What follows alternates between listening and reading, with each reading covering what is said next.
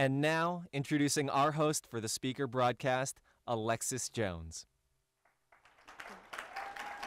Thank you.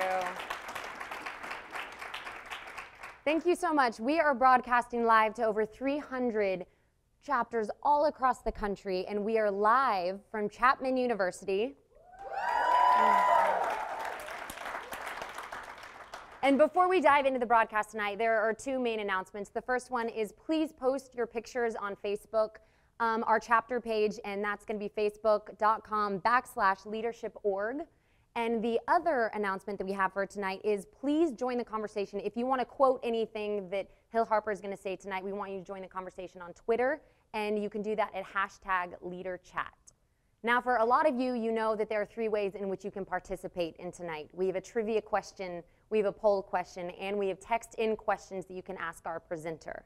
So for the first trivia question tonight, we're going to have you text in the correct answer to the number on the screen, and you'll win $250 worth of prizes as well as Hill's book, but you must include your full name and school. The trivia question is, where did Hill go to law school? And while there's not a hint on here, the hint is it is Ivy League. And we're going to have you text in, again, the keyword society, your full name, the answer, and you're going to do that to 66937. Now, next up, we have the poll question. As represented on the society seal, which of the following bars of leadership are the most important qualities to you? We're going to have you text in that to 22333, and it's going to be one of four answers. Number one is create a shared vision. You're going to text in, again, the keyword society and the number one. The second one is challenge the status quo, which will be society 2. The third one is inspire positive action, society 3, and empower others, society 4. Again, we're going to have you text your votes to the number 22333. Now, the last way in which you can participate in the broadcast tonight is not if, but again, when you have questions for Hill Harper, we're going to have you text them in to the number on the screen, and I'll cover them during the question and answer portion of tonight's broadcast. And you're going to text in, again, the keyword society, your question, just your first name, your school, and you're going to text that in to 66937. And also, once we're off air, if we didn't get a chance to get to your questions during the on-air broadcast, we're going to be able to answer those questions along with our live audience. We're going to be able to give you an opportunity for you to ask your questions. And that video will be made available 1 month after the live broadcast.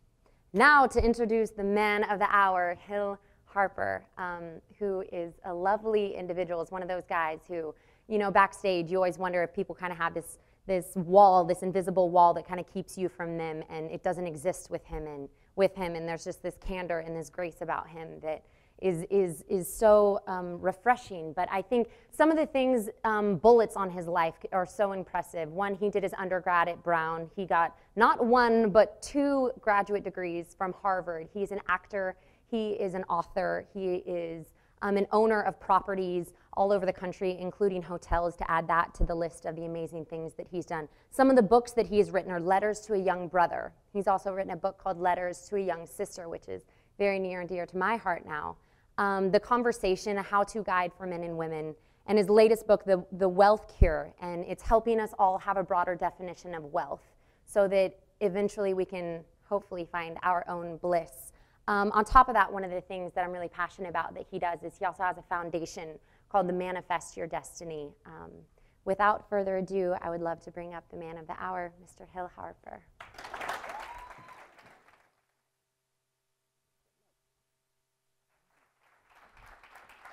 What's up, you guys? Chapman University. It is such a pleasure to be here. Thank you so much for having me here. And everybody out there, hopefully you're not at a school that got hit by Sandy. If you are, my heart prayers go out to you guys.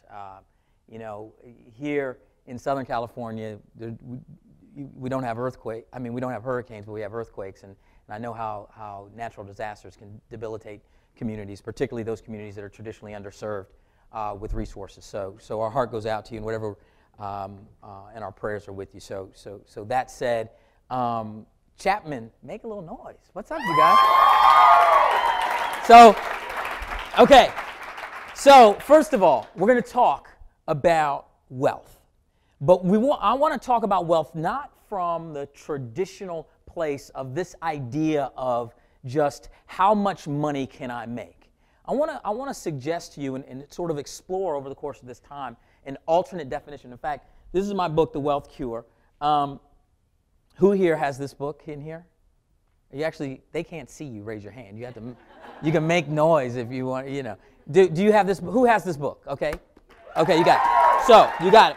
Now, so my friend picked up, before this book got published, my friend picked up a home copy, because I was going through what happens is the publishing company sends you the book that you have to proofread it yourself and make the corrections, and if there's a misspelling here. And he came over to my house and he picked it up off my dining room table. He said, this is your next book? And I said, yeah, man. I was really proud of it. I'd worked hard on it a long time. And he said, The Wealth Cure. I said, that's the stupidest title I've ever heard. He said, nobody wants their wealth cured. He said, they want their wealth empowered. They feel that they want to create wealth. They don't want to cure wealth. He's like, I don't have a wealth problem. I have an unwealthy problem. He said, maybe I need a debt cure, not a wealth cure. And I said, but you're missing the point here. So the point is that I want to talk about what true wealth is and explore that during this talk and how we might be able to move our lives to an alternate definition about wealth, as well as change and challenge our relationship to money. Okay? So, but before I do that, I want to ask a question. And those of you that are listening, I won't be able to see you, but I just want to do it here. What's the name of this room, you guys? Where are we? What's it? Sandu Hall. Who's Sandu? Who's Sandu? Sandu. Wealthy people. So Sandu wrote a check to have his name on this hall. Is that true? So Sandu used his money to put his name on here. So every time there's an event or something, you got to go to Sandu Hall. But what if, for the purposes of my talk, we rename it Harper Hall just for now? Although I didn't write a check for that. But this is interesting. So Sandu, you said Sandu's a wealthy person. But wealthy in what way, I wonder? But for the purposes of this discussion, who here in Sandu Hall at Chapman University, who here who has goals and dreams for their lives? What about you guys at home? Just raise your hand. Although they won't see it. So can we all get a camera guy? Do you have goals and dreams? Okay, just checking. So he raised his hand too. So at least for me to be in focus, right? So yeah, I'm good. Okay, good. So can we all get into some measure of agreement, and you guys, wherever you are, get in some measure of agreement that virtually everybody in Sandu Hall on this particular day in 2012 has goals and dreams for their lives. Can we get in some measure of agreement on that? Hello? Yeah. Don't get quiet on me, y'all. Say yeah, okay, yes, fantastic, thank you. So we all have, but I bet you your goals are different than his might be, and his may be different than hers, and you're probably different than mine. So, but what's interesting is I want to explore for a little while, very shortly, how can you go there to what you may have raised your hand about, and how can I go there, and what keeps us from going there? In fact, will somebody come up? I have a question I need to ask, and since the cameras can't turn on you, you got to come up to me. Yeah, hi, you, will you come? Yes, you. Hurry. Can you turn this on? Hi. You didn't move very fast. Okay, hi. What's your name? Alex. Alex. Now, Alex, I'm going to ask you a question. Okay. Alex, so what would you think? You raised your hand. You have goals and dreams for your life, right? Yes. Fantastic. That's a great start, right? What would you say is the number one thing that stops most people from going for what intuitively they really want to go for? Probably just kind of reservations or for however they're feeling about things. And what would cause, Alex, reservations, so-called reservations? Maybe lack of confidence. Okay, we're getting there. So Alex, what might cause lack of confidence? Maybe you don't believe in yourself. Alex, I'm about to hit you with this microphone. Alex, would you say if you don't believe in yourself or if you have lack of confidence or if you have reservations that there might be something that you're afraid of? Yes. Okay, so that would be called fear, right? Yes. So would you suggest, this is what we did at Harvard Law School, you see, this is the Socratic method. The professor would ask me questions like this. They wouldn't bring me up. I'd be out there. But Alex, so would you say that fear is possibly one big thing that stops many of us? Yes, definitely. And why would fear stop us? Because we think that maybe we can't accomplish something, or we're afraid, or just a lot of things that cause fear. Okay, Alex, I love you. Go sit down. Give it up for Alex. Give it up for Alex. So, okay. So fear, I want to explore this idea. Do you guys agree some way with Alex that fear stops us? Oftentimes? Okay, so fear for me, if you've ever read one of my books, fear stands for false evidence appearing real. Fear, false evidence appearing real. The vast majority of fears that we have, we've inherited them from someplace, somewhere, some society, sociologically, from some community, from our parents, from our friends, from my business, the entertainment business, media. It's like I know a lot about false evidence appearing real. You know, on my TV show CSI New York, I play Dr. Sheldon Hawkes. Have you guys ever seen that show? Oh, that's good. That's good. So I play this guy. He's a crime scene investigator who used to be a forensic pathologist who he loves to solve crime. And so I'll be at a crime scene sometimes, and I'll be doing. I get into it, because our whole show is about solving a murder, right? So I'll be there over, Gary Sinise's character walks up, and I'm looking at the dead body, and what's crazy is that they really look dead. The makeup artists do an amazing job. And so I'll be in the middle of the scene, really get into it. Gary Sinise walks up, and I explain to him what's going on. There's a torn aorta over here, and then the director yell cut, and the person will stand up, and I'll jump a little bit. I'll be scared. But it's false evidence appearing real. It appears that they're really dead, but they're not. And what's so interesting about that is so many of us carry around these false fears. And I would suggest to you that they are in these inherited notions, and many of this misinformation or false fears we have center around money. How? I have a foundation called the Manifest Your Destiny Foundation, and our whole purpose or mission is to work with underserved communities, young people. We're attempting to deal with the dropout crisis. If you lay a graph on top of the dropout rates in communities, you can almost lay the exact same graph of incarceration rates. And as the dropout rates increase, the incarceration rates increase at almost the same rate. And so if I want to try to deal with the prison population coming from a certain community, and illegal activity, drug sales, etc., I need to deal with education.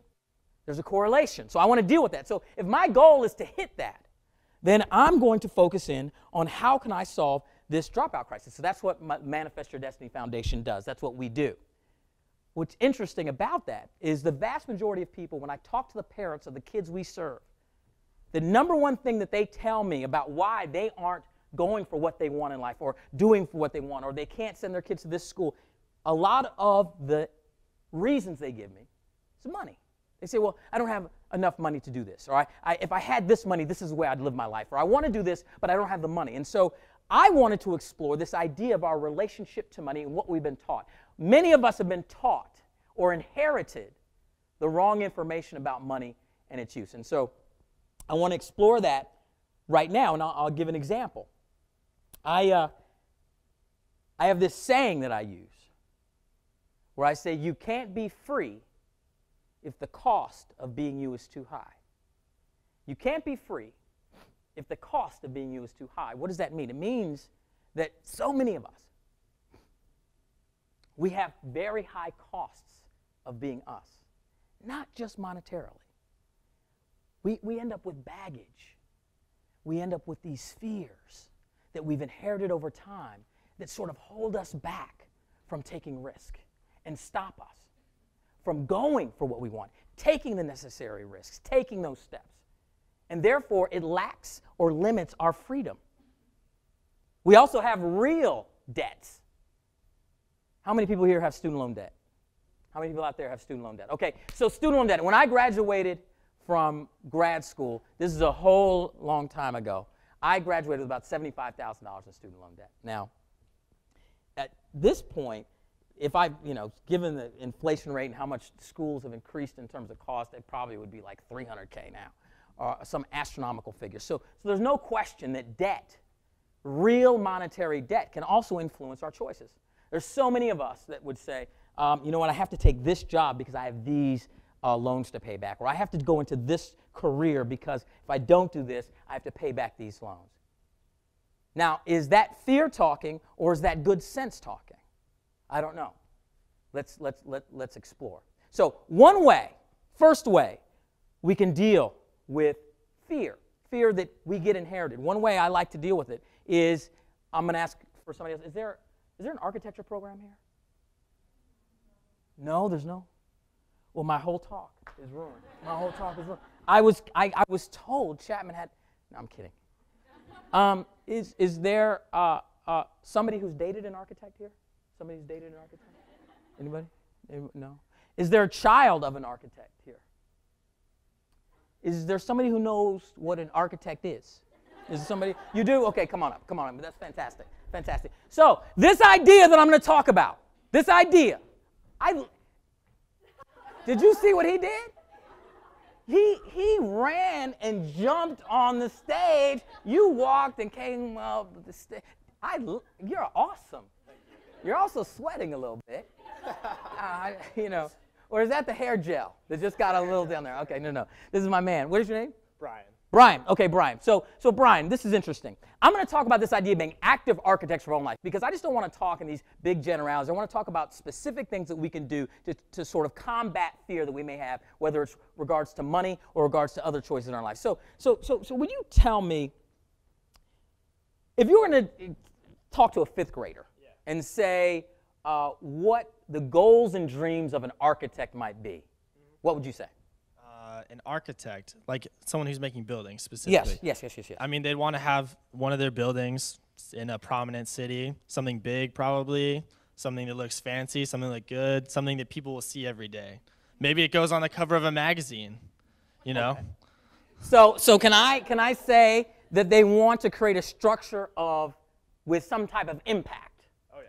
Yes, absolutely. Okay, and so what about this? I want to ask one more question because I don't want to leave out this part of it. So we want to create a structure, design and build a structure with some impact, but we also, don't we want it to last a while? I mean, we don't just want it to be temporary impact, like putting up a big tent, right, that's going to come down. We want it to last if we're an architect, true? Yeah. So maybe even last beyond our lifetime, right? Absolutely. So what would we call that? Lasting impact.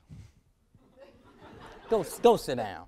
Go sit down. Get out of here. Legacy, exactly, thank you. That's what I was looking for. So we're going to have this idea of if you're going to be an architect, your goal and dream would be to create a structure, or to be a great architect, that is. Your goal and dream would be to create a structure that has impact, but also has legacy.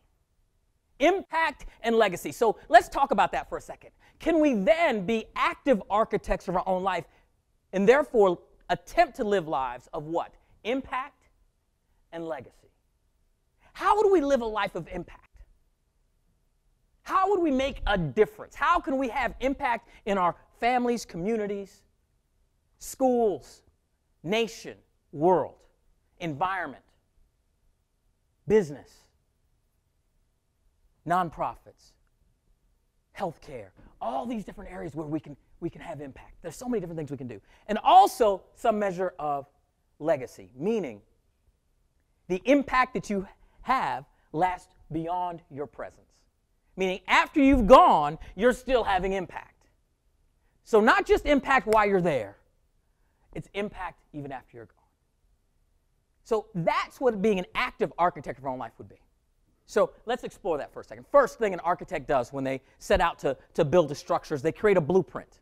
They create a blueprint, and the vast majority of us walking around, if you hired me as your architect, you would insist on a blueprint for the structure I was going to create for you. You would have me sketch it out. We'd even have a contract of what services I was going to provide and what you were going to pay. You'd go so specifically, you'd want to know what kind of wood I was going to use for the floors, how big the bathrooms were going to be, what type of tools I was going to use ultimately to build your structure. You'd want that level of specificity. Yet, You'd ask me that for building a house for you, but most of us don't ask that of ourselves in building our lives. Most of us walk around this world with it up here. I ask the majority of people I work with in my foundation, where's your blueprint for your life? What have you sketched out? They can very quickly tell me what their goals and dreams are. Very easily. I can say, what are your goals? What are your dreams? Boom, boom, boom, boom, boom, boom. Okay, where's your blueprint for getting there? How are we going to go from Sandu Hall in 2012 to what you raised your hand about in 2014? You can raise your hand about something, but what's your process? What's the blueprint? And so part of what I want you guys to do when you go home tonight, no matter where you are, go home and sketch out a blueprint for your life if you haven't done it.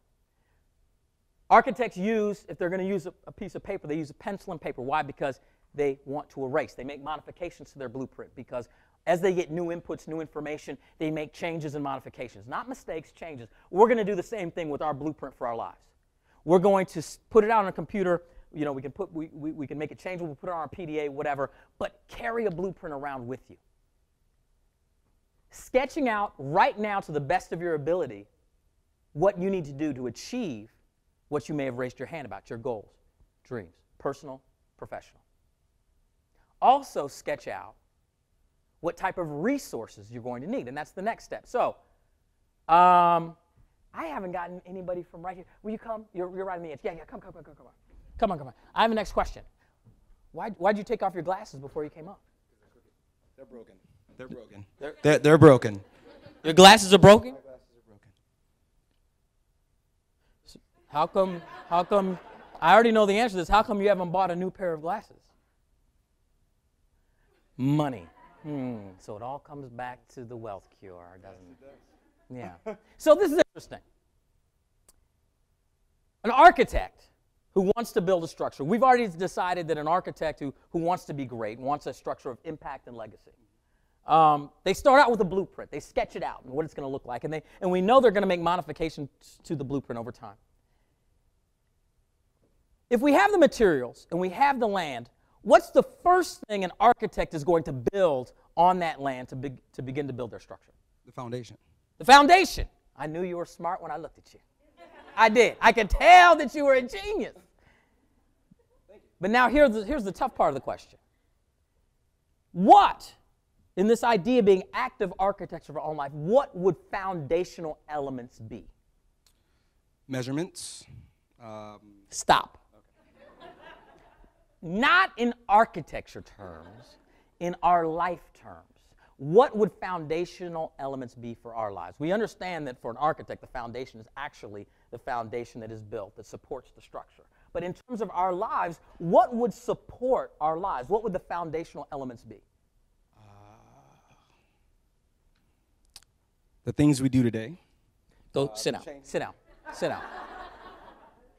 You see, I knew he was brilliant until I asked him a more specific question.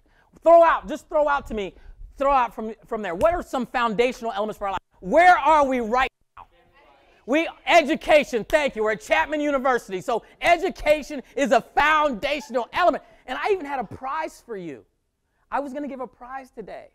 I don't know exactly what the prize was. It was either going to be a brand new iPhone 5 or a firm handshake or something in between. I don't know. I didn't know which.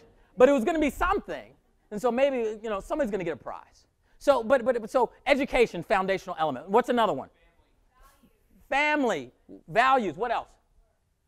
Work. What else? Thank you. This whole talk is about the wealth cure. Money. Money is a foundational element, and this is what I want to talk about. Watch this. Most of us, and the reason why money always comes up late when I ask this question, most of us have been taught the wrong thing about money. Most of us have been taught that money is a result, not what it really is, a foundational tool. Money is a tool to be used, and I'll show you. Watch. Education and money are very similar. They're very similar. How? Neither one guarantees success. Neither one guarantees happiness. Neither one guarantees health. Neither one guarantees love.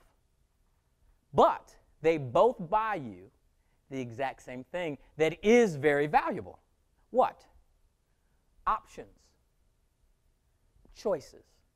Options, choices. Options and choices are very valuable. Why? Because the more you know, the more education you have, you can do this, you can do this, you know about this, you can make this choice. You have an option to do this, you have an option to go here, move here, do this. The more money you have the option to buy this, do this, move here, go here, have this resource. They both are very, very valuable resource tools, but all they buy are options. Most of us see education quite clearly as that. That's why you're here, right? But many of us see money as a result, something that we should be chasing. Now, if we're able to redefine our relationship to money, we can actually start thinking about how we can use it as a tool as opposed to chasing it. And the things that we happen to chase are things that we, in certain ways, fear. Because what we fear is not getting it. We're afraid. It's like when I was in 8th grade, there was this girl I wanted to ask to dance. I mean, you guys don't really have dances anymore, do you? Everybody just goes out and just dances together. Do you actually? No one asks anybody to dance anymore, do they? Why'd you guys get so quiet? Do they ask each other to dance? No, but back in my day, they did, okay? And so this is what's interesting. So there's this girl I wanted to ask to dance. I was so nervous. I was scared. I couldn't do it. And so I kind of walked over. But what was I afraid of? I was afraid that she was going to what? Say no! Rejection! So that's the same thing. If we make money the result, we're holding all this fear that we might not get it. Rather than redefining our relationship to it and not making it what we pursue, but what we use to create impact and legacy. It's a different way of thinking about your relationship to money. In fact, I would suggest to you it is a transformational way of thinking about it. Because, and watch this, most of the negative things that we see people do, in fact, I'm working on this prison project now, and 80 to 90% of the people that you polled who happen to be in prison, their crime had something to do with the pursuit of money. Whether it was selling something, whether it was breaking into something, whether it was stealing something, it was the pursuit of money. And as long as we think of money as a result, we will pursue it. And we'll be afraid not to have it, and we'll do things. And you don't even have to be termed a quote-unquote criminal to do these acts. Now, those of you remember this big crisis or financial crisis that happened, the so-called greatest recession since the Great Depression that happened recently. A lot of it had to do with what? This real estate market bubble and the derivatives trading. All these sophisticated financial instruments that were designed for one thing and one thing only. What? Making money for the institution, right? If I can make, and this is what's interesting, if I can make a financial product so attractive and then bundle it and resell it, it almost becomes a hot potato. I'm making money off the transaction, money off the transaction, money off the transaction. As long as I don't get caught holding the bag, then I'm okay. As long as I don't get caught with that bad loan, then I'm okay. And what happened? So many of our biggest financial institutions ended up with all these bad loans on the books, and they couldn't keep selling them. There was no buyer at some point, and it caused a crisis. Why? Simply because the pursuit of money. Now, foundational elements are key. I believe something very specific. The size and thickness of your foundation that you must build is directly proportional to the size of your goals and dreams. It's just like a structure. I love walking around New York City. You know, when we're shooting CSI New York, and when we shoot in New York, I'm there, and and you look over the edge. A lot of times there are these huge, tall buildings being built, and before they build them, you look over the edge, and they dig so deep into the ground. Such a thick foundation, because what? If the foundation was too thin for such a tall structure, it wouldn't be supported. It would fall. Ground Zero, that, you know, right now they're building Freedom Tower. It is magnificent, so beautiful. 1,770 6 feet, right? And they dug so deep to build this building that's going to be the tallest building in the country. And the same holds true for us. And I'll tell you a quick story about foundation building with regard to education. It was my 3rd day of class at Harvard Law School. And who here has seen this movie I did years ago called He Got Game? You seen it? Yeah? It's a basketball movie. It's me and Denzel Washington and Ray Allen. And so you saw it? Well, I'm in it. And if you saw it, then you know I'm a really good basketball player. Why'd you go, I'm serious. I'm serious. And so I decided, it was my 3rd day of class at Harvard Law School, I wanted to blow off some steam. So I went to Hemingway Gymnasium, which is the gym at Harvard Law School, to sort of just, blow off some steam. And what's interesting about being at Harvard Law School is that the library was full, but the gym was empty. There was nobody to play basketball with, and I was kind of bored. And so I decided, let me leave. And just as I hit the door, in walked this tall, skinny guy. His socks were put up a little too high, and his shorts were a little too small. Seemed like he was channeling like Dr. J or Larry Bird in a Michael Jordan era. You know when Michael Jordan came, the shorts got bigger? This is before your guys' time, I know. But there was a time way back in the day where basketball players wore these little short shorts. I don't know why, but they did. And then Michael Jordan came along, they got longer. I totally digress from my story. But the point is, this guy walked in with the short shorts. I was like, okay, cool. I said, hey, man, how you doing? I said, you want to play some basketball? And he looked down at me. He said, well, why else would I be in the gym? I said, you're a smart aleck, man. You don't know me like that. I said, well, hey, what's your name? He says, my name's Barack. I said, Barack, nice to meet you. Turns out this is this guy, Barack Obama. And Barack Obama and I, we started playing basketball. And I actually come to learn more about this guy. And it turns out, I'm in my early 20s. He's almost 30 years old. And when you're early 20s and someone's 30, they seem so old, so old. And he was older, and he seemed very wise, and I learned more. He had been in Chicago almost 6.5, almost 7 years doing community organizing out of a basement of a church, making $13,000 a year on the south side of Chicago. But then what I realized is that what he must have realized, that the level of education he had, even though he had a nice BA from Columbia, that foundation wasn't thick enough to support the scope of his goals and dreams.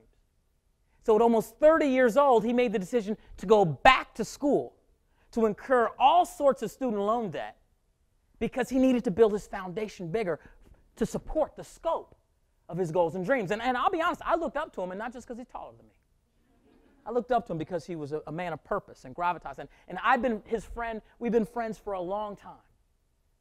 And ever since then, we're the same class, and we played a lot of basketball together.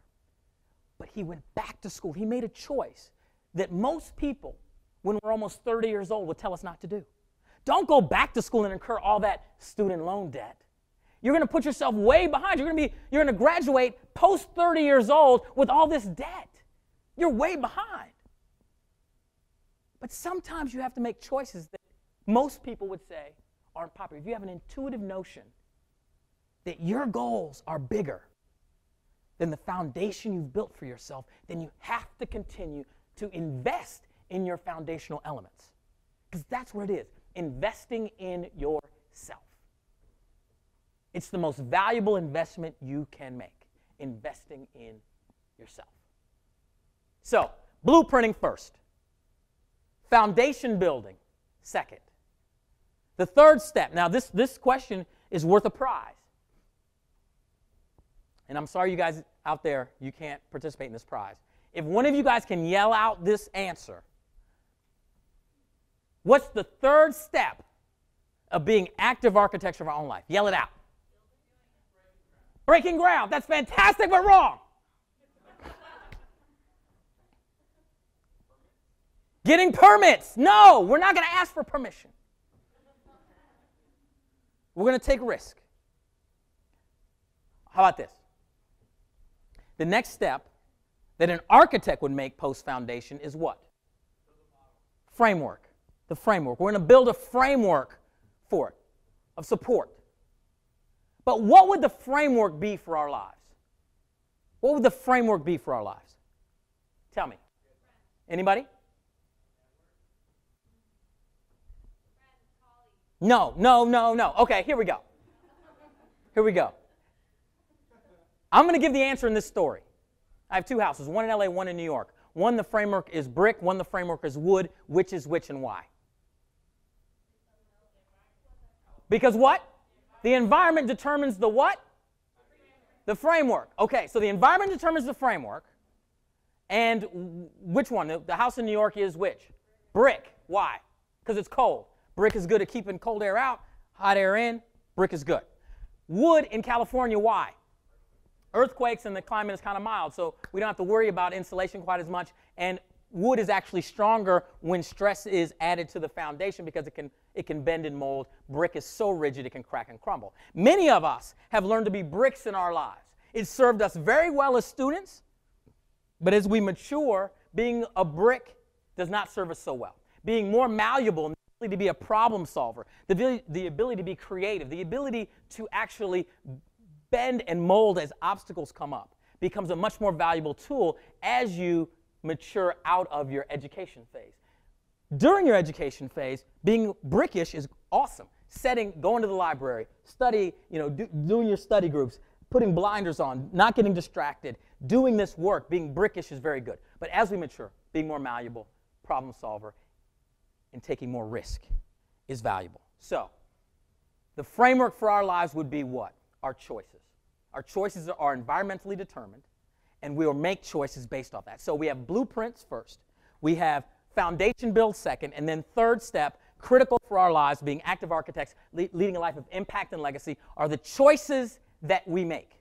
We all can name many people certainly in sports and entertainment that have great foundations, great blueprints, but made poor sets of choices that took them off their path. So the choices that we make are just as important as our foundation. Fourth and final step of being active architects of our own life speaks to this. One of my favorite quotes. It's a quote by Bobby Kennedy. Bobby Kennedy said, "The future does not belong to those who are fearful of bold projects and new ideas, but rather the future belongs to those who can blend passion, reason, and courage into a personal commitment to the great ideals and enterprises of American society." He said, "The future does not belong to those who are fearful of bold projects and new ideas, but rather the future belongs to those who can blend passion, reason, and courage into a personal commitment to the great ideals and enterprises of American society." This speaks to the fourth and final step of being active architects of our own life. This is the big question I'm going to ask. The first person here at Chapman who yells it out is going to get a prize. Like I said before, I don't know what that prize is, but it's a really good prize. And you know why I know? Because Alexis Jones told me. It's a really good prize, right? Amazing prize. Amazing. What's the one small thing? Fourth and final step. What's the one small thing that every architect designs into their structure that's essential for the structure to fulfill its purpose?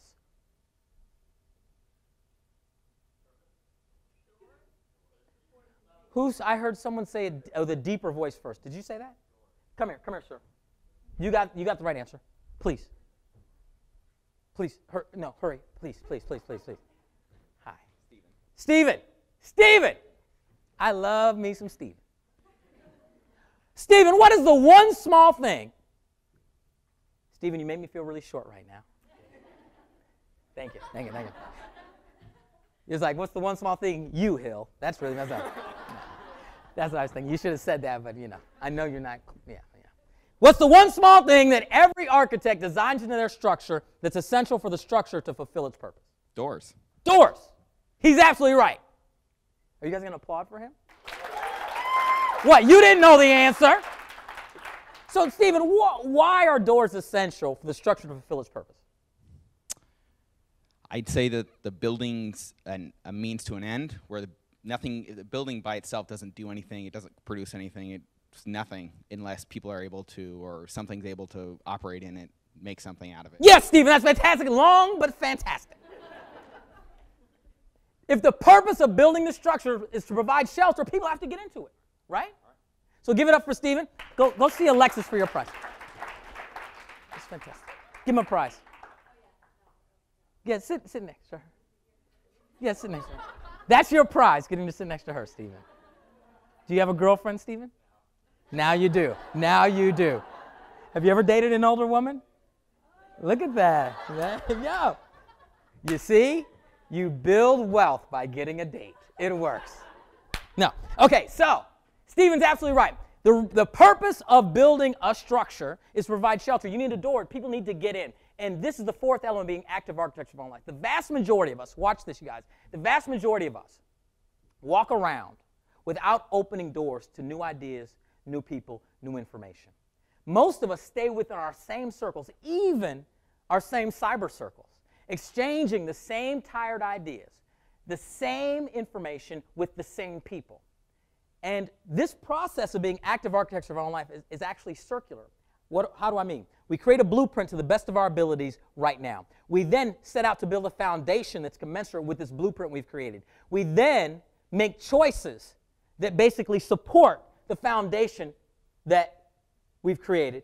And then we open doors to new people, new ideas, new information. As those new inputs, ideas, information come in, what does it do? It allows us to then modify our blueprint based on the new ideas, new inputs, new information. And then we have to modify our foundation based off the new blueprint. If we're going to add a new bathroom, we have to add some more foundation. And so the foundation building process is continual. It just doesn't stop when you guys get out of here or you go to grad school. Foundation building is continual. That is the reason I believe that the vast majority of people you know, including your parents, are living smaller lives than they were meant to live. They're living smaller lives than they were meant to live, in part because they stopped their foundation building process and stopped opening doors to new ideas, new people, new information. We start to atrophy when we do that, and we get stuck at a level. And what's worse is this is where it comes all the way home. It builds fear, false evidence appearing real. When we feel stuck, we become afraid to take that next risk. And that's where the Bobby Kennedy quote comes in. The future does not belong to those who are fearful of bold projects and new ideas, which means to me innovation, new ideas. But rather the future belongs to those who can blend passion. What's passion? Passion to me means energy, right? Who here studies physics? Anybody? Well, so you know, wow, nobody studies physics at Chapman, just one person. Could you come in for a second, please? Wow. Are you the only person in the physics department? No. So how come nobody else from physics wanted to come see me? That actually hurts my feelings. Well, I'm a double major with theater, so.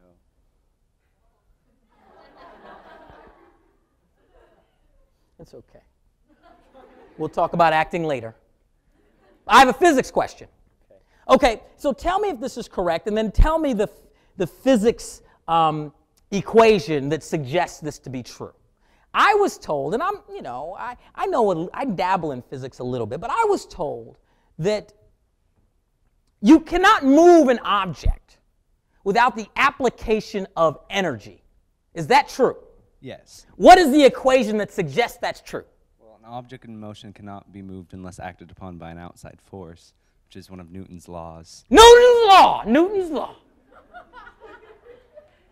Does this relate anywhere at all to E equals mc squared? Yes. Well, yeah. How so? Go sit down. You clearly spend more time in the theater department than in physics. So here we go. Watch this. Oh, you need energy to move something. So if you're going to have a life of impact, legacy, if you're going to change something, you need to have energy. So many of us walk around this world with no energy. Oh, I hate my classes. My student loans are too high. I'm tired. I got too much homework. I hate my professors. I hate my boyfriend. I can't stand. Our parents, they walk around with lack of energy. We pick up on that. Rather than jumping out of bed and say, yes, today I'm going to take on this day. I'm not going to necessarily try to chase what everybody else is chasing, i.e. money. I'm going to chase a wealthy life, a big life, a full life. And I'm going to define my own wealth factors. I am in control of what true wealth is. I'm going to have the energy to create a life that fulfills true wealth. And I'm going to build institutions that have impact, and I'm going to have the energy to push that through. That's what passion is. Discovering, asking yourself questions, what do you love? What makes your heart beat faster? Not, what job can I get that will pay back my student loans? Not, what job can I get that will help me buy something that will impress somebody else that I really don't even care or shouldn't care about their opinion anyway? What makes my heart beat faster? What am I passionate about? What do I want to apply my full force of energy to? That's what living a truly wealthy life is. Passion. Now, Bobby Kennedy said the next word is reason. Future does not belong to those who are fearful of bold projects and new ideas, but rather the future belongs to those who can blend passion, reason. Reason to me means what? At Harvard Law School, the number one thing that we were taught was this idea of critical thinking skills. The idea to be able to be a critical thinker about a particular case. You could read one case, you could argue plaintiff. You could argue one side, the other side. You could be a critical thinker about the facts, the information, figure out different ways to make different arguments based on what was presented. To me, reason means that, being a critical thinker. So here we have this idea of energy or passion applied to our lives. We then don't want to just be all over the place. Like we see stuff that people who have just a lot of energy, they come off a little crazy. They're like, woo, woo. Then it's like there's no specific application of the energy, so it's not actually having impact. It's just being annoying, right? So you want to have that energy or the passion, but you want to be a critical thinker about how you're going to specifically apply it. So passion, reason, and the last word that he uses is one of my favorite words. I'm a word monger. I love it. I love words, and I think that the words we use define in many ways how we live our lives. And that word is courage. Passion, reason, and courage. If any of you speak French or you know the etymology of the word coeur, you know that courage, coeur, means heart. And so rather than thinking about courage meaning being valiant or overcoming fear, living a life of courage means living from your heart, getting into your heart. And it's so unpopular to speak about what's in your heart. Most people think that that's being soft, but it's actually being extremely strong and courageous, because that's what courage is. So if we actually line up these elements, to me, what creates true wealth in our lives and what we need, how we can cure our definition of what wealth is taking passion, which is energy, critical thinking, which means applying that energy to something that is in our heart. And if you can go there and use those elements to sketch out your blueprint, that's where your blueprint starts. Where are you going to apply your energy in your life? What are you passionate about? Sketch out a blueprint around those elements. Build a foundation that supports that. Make choices that head you in that direction. And then open doors to new ideas, new people, new information, and allow those new ideas to then inform your blueprint, modify it again, and continue to live a circular life like that. To me, that's what living a truly wealthy life is. You know, one of my favorite quotes in this book is a challenge. A challenge I'm going to offer to you guys. And Lynn Twist is an amazing American author. And she wrote this. And I love this challenge because it's a challenge that I think about for myself every day in terms of my relationship to money. Because money is something that we use all the time. And so Lynn Twist writes, I challenge you to imbue your money with soul, your soul, and let it stand for who you are. Let it stand for your love, your heart, your word, and your humanity. I truly believe that if we were able to teach more people in this world to imbue their money, to the way they use their money, let it stand for your soul, your heart, your love, your humanity. Every time you use money as a tool, let it be imbued by that. If it's not imbued by that, then don't chase it or spend it on anything else. Save it. Because whatever you're going to spend it on wasn't worth it. And that is what brings it all home about actually building savings and the foundation of wealth. Because the vast majority of things we spend on aren't worth spending. But something like your education, it's worth it. In fact, it's worth even going into debt because I call it an investment. Something like a foundation or a charity, it's worth spending your sweat equity or your real dollars on. Something that's actually helping other people, building communities, making a difference, having impact or legacy. And why is it important? Because a lot of people shy away when they talk about, I want to make money. I'm not one of those people. I believe in actually going out and aggressively attempting to earn money, invest it, create institutions that actually make money. I am a capitalist. Why? Because money is a resource tool. As long as I'm using the money that comes in to actually create and sow seeds that are in my heart, then I want to make more of it. And I don't have to be ashamed about that. There are a lot of people that are quote-unquote so-called do-gooders who shy away from this idea of wanting to be successful and wanting to make money. That's their journey, and that's fine. But there's nothing wrong with saying, I want to create successful entities, whether it's social entrepreneurship or whether it's actual real business entrepreneurship, because that's what creates sustainability.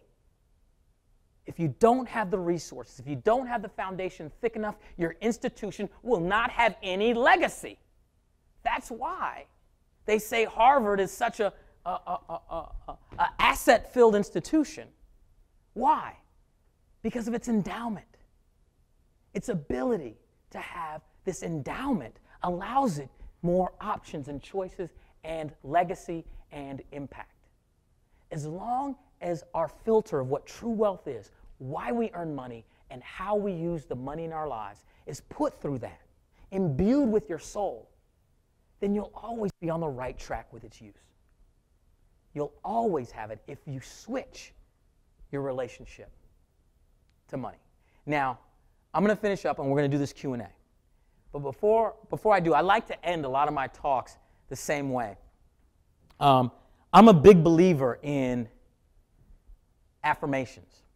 Why? Because a lot of us don't have people in our lives necessarily to affirm the choices we make.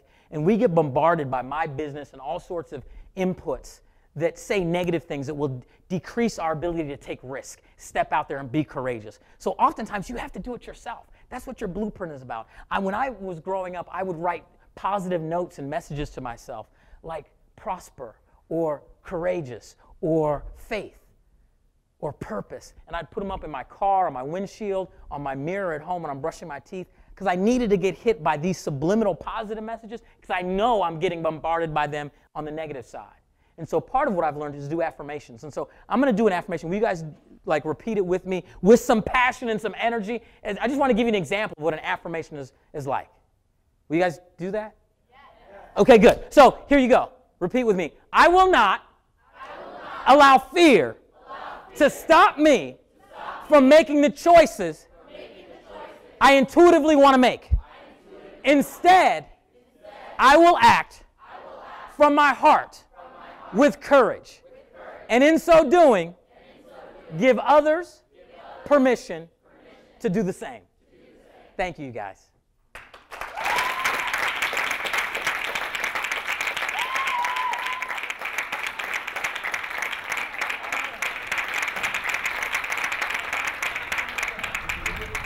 Yeah, this brings sweet memories. That's That's on to awesome. you. Did he pay you before? That's good. Yeah. Okay, before we dive into the questions, we actually have awesome questions. I want to preface with the trivia winner, Miss Ashley Garcia. Congratulations at Gateway Technical College. Where's she that? Won, Where's Gateway? It's funny you ask because I know. Where? I'm kidding. I don't know. Do we know where Gateway Technical College is? Anybody know? Anybody know? Ashley Garcia, congratulations. What did she get? She got a wealth cure? She got not only your book, she also got $250 worth of prizes. Oh, dang. Ashley, Right? awesome.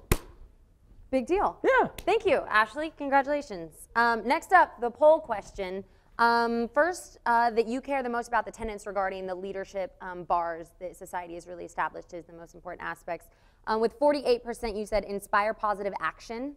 The second place one was empowering others at 25%, and the third place one was challenging the status quo at 21%. So that was pretty cool. Thank you for your insight, guys, and thanks for making time to be involved. Okay, you ready for the first question? Do you get nervous in questions? No. No, because I thought someone else was answering them. Oh yeah, you thought we were going to bring someone else Yes, up? yes, yes. No, let's go. Okay, so I'm so happy you guys are sticking around too. I thought half of you guys were gonna. He's like, I gotta go to you the thought you were bathroom. giving I'm you outta thought you were here. giving it to 6 people. Okay, here we go. Okay, so first one, what are some false fears you had at some point in your life? And if so, from where did you inherit them? Wow. Okay. That's an amazing question. What are some of the fears that I had, the false fears? I was told at one point in my life that I would never get to go to an Ivy League school because I was public school educated and I was black and a male. So there was like, first of all, not that many black men going to college, that's what they would tell me. Second of all, nobody from my high school ever went to an Ivy League school, so how and why would I expect to go? And what's so interesting about that is that culturally, or if you talk about race-based ideas of identity, we get fed all these messaging, all this different types of messaging that can affect our choices. Yet I had an intuition of an aspiration, and so what it was more for me to do was to figure out, okay, what resources did I need to go there? What kind of scores, SAT scores, et cetera, and grades would I need if that was my goal? It's more, it goes back to that almost, at that point, I didn't know to call it a blueprint. But I was lucky to meet somebody who said, if that's really your goal, then let's figure out what you need to do to achieve it. And that's how that went. A lot of other fears for me stemmed from most recently, and that was when I was younger. Most recently, I was diagnosed with thyroid cancer, and I was really afraid. And I was actually not just afraid of the cancer. I was afraid for my career because when they have to go in to remove your thyroid, your vocal nerves wrap around your thyroid. And one of the complications of the surgery is if the doctor, nerves are so tiny, if they make one little mistake with the scalpel as they sort of take the nerves off from around your thyroid to take your thyroid out, if they clip your nerve, you're hoarse for the rest of your life. And my career would be over unless somebody wanted to hire a guy that sounded like this. And so I was afraid for my career. I really was. And so I didn't know what was going to happen. But what was so interesting about that, it was a false fear. You know why? Because I had no control over that. I had to learn to relinquish my control. I could do all the work I could. I interviewed surgeons, attempted to decide who was the best surgeon to perform this surgery for me, who did I feel most comfortable with, where did I want to have the procedure done, etc. So I tried to do all the work I could do, but at a point, had to give it away. It's almost like when we fly on an airplane. You have to give away your control and your power, and you give it to the people in the cockpit. And sometimes in our lives we do that. And being afraid of something where you have zero control over it anyway is in many ways a false fear. Does that make sense? Mm-hmm. It's amazing. Shalyn Joseph from Fort Lewis College says, what are you most proud of thus far in your career? Wow. I am most proud of the first book I wrote because I never thought I was going to be an author. It wasn't something that I was thinking about. I decided to write this book because I met so many, I speak at a lot of colleges and high schools and different places across the country, and I would meet a lot of young men that would come up and ask me questions. They'd say, well, I have a dream to do this, and I want to do this, and will you be my mentor, and will you do this?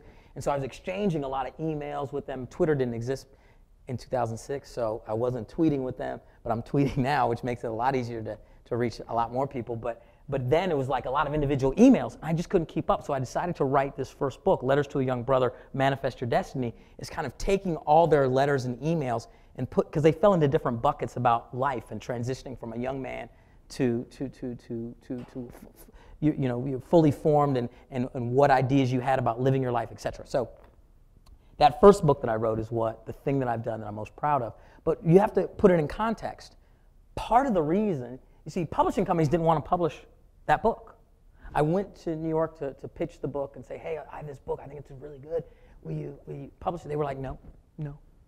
They said, Hill, we love your educational background. We love you're on a TV show that 10 million people watch every week, so that's great. So we want to do a book with you, but just not this book. And I said, why not? They said, well, Hill, you're pitching us a book for a population that doesn't read. I was like, what? Yes, these, young men, first of all, young men in general aren't reading, and then certainly young African-American Latino men definitely aren't reading. So I was like, really? Watch this. Found a publishing company that wanted to publish the book. The book immediately went to the New York Times bestsellers list. I love it when you can put into place something that does well and does good at the same time. There's this idea that sometimes we're taught that you either have to do good, meaning do something good, or do well, as if they're completely oxymoronic or opposite. But you can actually do well and do good. That's kind of what I was talking about at the end of the talk. You can actually do well, meaning make money and earn, and do good with it. And that's what this book does, and that's what I'm most proud of. Thank you. Tyrone from Rochester Institute of Technology said, what was the biggest obstacle you encountered? Rochester? Isn't the storm that Tyrone? What camera's on? Tyrone. Number 3. I'm sorry for the storm. I know it's cold. It's probably snowing in Rochester right now. Mm-hmm. Tyrone, buy a scarf, Tyrone. Is he the same Tyrone from Erykah Badu? Yes. She said you better call Tyrone. Yeah. You know that that is song? the one. You better call Tyrone. Mm-hmm. Tell him to come on and get your stuff. Mm-hmm. That's weird that you knew that it was the same one. Tyrone. So Tyrone. Tyrone. Mm-hmm. What was the biggest obstacle you encountered through your college endeavors? Biggest obstacle I encountered, without question, in college, Tyrone, was procrastination. I was a huge procrastinator. And this is interesting. It ties back into what we're talking about today. Procrastination is straight born out of fear. Procrastination is not procrastination. We were taught, we just wait till the last minute. The reason why we do is because we're afraid. We're afraid to actually do it early, do it the right way when we know we could do it. Instead, what I would do, I was so afraid because I felt like if I didn't do quite well enough, or at least to the level of what I aspired to do, then I could blame it on the fact that I waited to the last minute to do it. It was me covering almost myself, my own insecurities. Once I learned that was debilitating, that procrastinating is so debilitating because it doesn't free you up. It's that quote I used early on. You can't be free if the cost of being is too high. When you procrastinate something, it's like a cloud hanging over your head because in the back of your mind you say, I know I got to do this paper. I know. So it doesn't allow you any freedom to even enjoy when you're not doing it. Rather than doing it early, getting it done, and then giving yourself time, the best thing I learned to do was doing stuff early and allowing my friends to give me some comments back on it. Say, hey, this is a great paper, but have you ever thought about this? Or that is, and what happened? My grades started to go like that. Wow, because I was actually opening doors to new people, new ideas, new information, not waiting to the last minute. So I was just like, here it is. No one else could help me. Because no matter what your goals and dreams are, you can't do it alone. I don't care how smart you think you are, how great you think you are, how incredible you are, what family you come from, where you're from, what school you went to. All of that does not matter. You need to actually have real impact, real legacy. You need a team. I call it your own personal board of directors. You need a group. You need help. We all need help. Clearly, I need a lot of help. I'm a little cuckoo, but I wasn't going to say anything. Okay, but, so there you go. Okay, so just on that point, because I think that's really important, there are two things you've touched on that I would love maybe if there's some tangible, this difference between recognizing that you procrastinate and then the steps to now no longer being a procrastinator. Like, what was that switch you flipped? And the same for fear. Like, I think a lot of us acknowledge that we're fearful of certain things, but what are like tangible steps for you to get over that Great hill? point. I think it comes down to sketching it out again. So many of us keep it up here and then we can shape shift. We can not have to be accountable. I'm talking about accountability, meaning if I know, I create a literal timeline for myself. And so I create a new timeline. If I know I'm the type of person, if I've identified the fact I'm the type of person who waits to the last minute, that I move the deadline up. And I make that a real deadline, hard for myself, which is 4 to 5 to 7 days, depending 2 weeks earlier, whatever it is for it. If it's the one paper that's for the entire semester, then I move it way forward. If it's just the final exam or if it's this, it depends what it is, how forward I move it. But I create a new timeline for myself.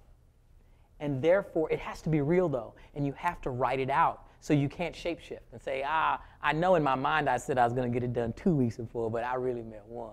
And then when 1 comes, you're, oh no, I meant 3 days. No, you have to write it out and be accountable to that. And you have to almost, I would almost create, a couple times I created a contract with myself. I literally signed it.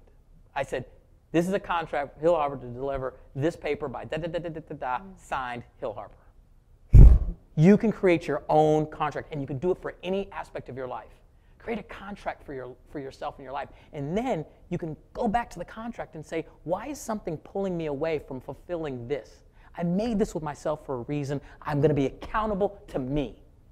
So many of us aren't accountable even to ourselves. So write it out, sketch it out. That works. It works for me if you decide to be accountable to it. And you think the same thing with regard to fears? Same thing with fear. is Why? Because you have to identifying identify what the fears are, write them out. Why am I afraid of this? I'm afraid of if you write out the fears and then you say, what are the things that I can do that will help me deal with that? I was afraid of heights. I'll just give you a quick example. I was afraid of heights. I just recently jumped out of a plane at 18,000 feet. Partly because I wanted to deal with this idea of being afraid of heights. And also put my trust into the person I was jumping with. I had no control. I had to give it away. And so write out those things. And sometimes they help. I brought a friend who's a pianist who's deathly afraid of whenever she would perform. I brought her to jump with me. And ever since that day, she has not had stage fright performing piano because she said, I was so terrified jumping out of the plane that this is just baby fear now. And so there are different things you can do to push yourself, to challenge your limits, to push through fear, because most of it's not real. Thank you for that. My goodness, I appreciate the conversation, especially because I think you gave us very real, tangible advice that we can integrate into our lives. So thank you on behalf of Chapman University. Real quick, I have 2 final announcements, and then we can thank him appropriately and get to more questions during the after hours. After hours, yeah, I just threw that out there. That's like after Bill hours. Maher, real time. Right, exactly. I like it. Okay, we want your feedback, and we're going to continue to bribe you with an iPad. So whoever is willing to go to societyleadership.org/membership/survey, that's a lot to say, a lot of S's in there. Please give us your feedback. We really care about trying to make a difference and trying to tailor this to exactly what it is you want and need. And the other one is I want an iPad. Yeah, well, I thought we were getting an iPhone 5. We'll talk about that later. That's right. But I thought we were getting one of those. Anyway, in the next broadcast will be in February 2013, so this is the last one for the holiday season. Thank you so much for having us here, again, as your host, College. And the last one is don't forget to vote.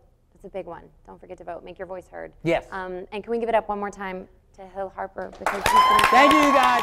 Thank you. And thank you, everybody, wherever you are. Gateway, Rochester.